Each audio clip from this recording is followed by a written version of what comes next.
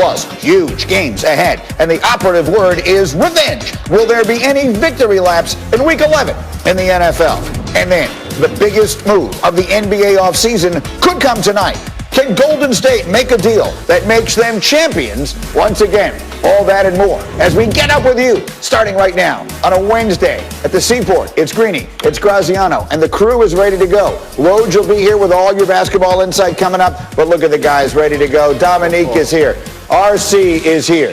David Pollack is here. Poetic justice that we're all together on a Wednesday morning, and let's roll. We begin with this. Saints quarterback Drew Brees will be sending his scans to other medical specialists for a second opinion as he seeks to determine the full scope of his chest injuries.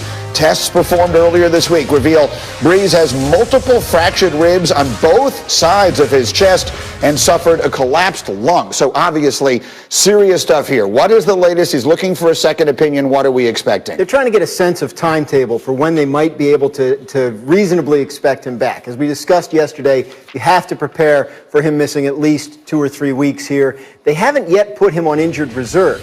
This year, if you go on injured reserve, you have to miss at least 3 games. So depending on what comes back, they'll make a decision about what to do about that. If they know he's going to miss 3 or more games, they'll put him on injured reserve, give themselves the roster flexibility. If they think there's a chance he comes back sooner than that, then you might not see them make that move. So we'll know more when these tests come back. Our Ed Werder reporting on this obviously has had a lot of detail. We'll continue to follow him. But, yeah, he's waiting to see what he can expect in terms of a healing timetable, which really varies from patient to patient with injuries. But to be clear, I mean, the notion that he wouldn't miss 3 weeks with this would be very optimistic, right? Very optimistic. It's unlikely that it would be that soon. And it's important, I think, for people who are listening to understand that. Unlikely it would be that soon. But again, they don't know. They're trying to get a better sense of it, and these second opinions that come back should help with that. So that leaves Jameis Winston and Taysom Hill, and we'll see exactly how they decide to do it. Let me bring the guys in here and figure out what we can expect. Again, Neek and RC and David Pollack. And RC, I will just start with you because this is a team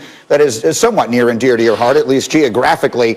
If this team has to play without Drew Brees for an extended period of time, they were unbeaten without him last year. Can they do that again? Mm-hmm.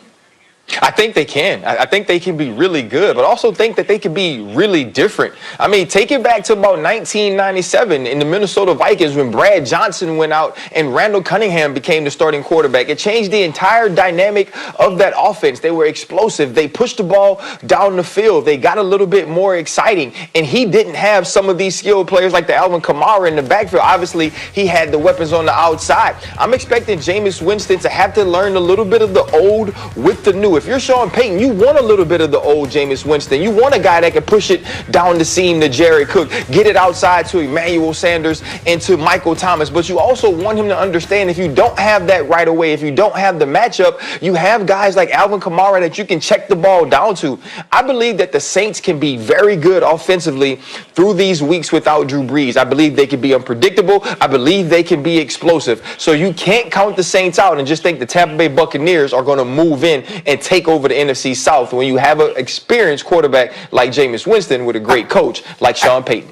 I get it. I want to make sure that I'm understanding what you're saying. In that circumstance, that was Brad Johnson, and Randall Cunningham basically took over the job. This is Drew Brees we're talking about. So I want to make sure that I'm not hearing you say that if Jameis Winston plays really well, that might wind up being his team going into the playoffs, even if Brees is healthy. That would be completely out of the question, right?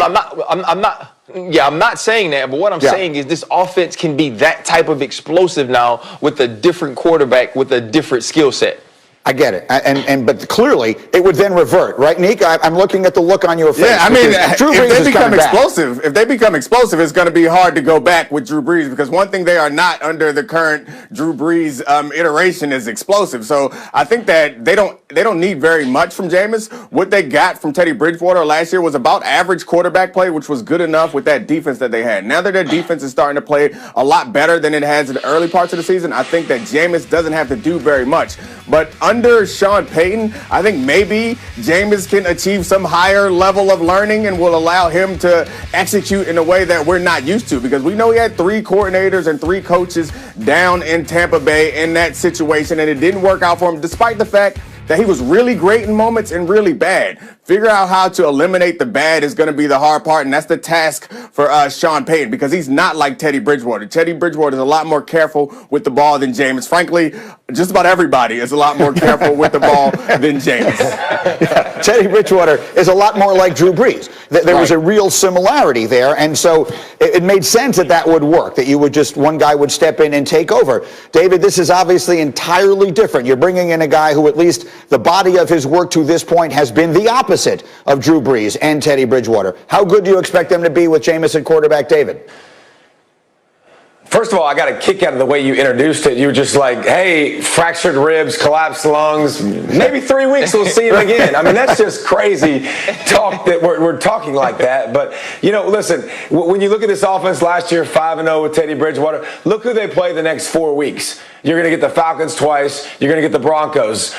Obviously, those are going to be wins. You've seen them play this season. So the Eagles, we've seen them. That's a win. And then they play the Chiefs.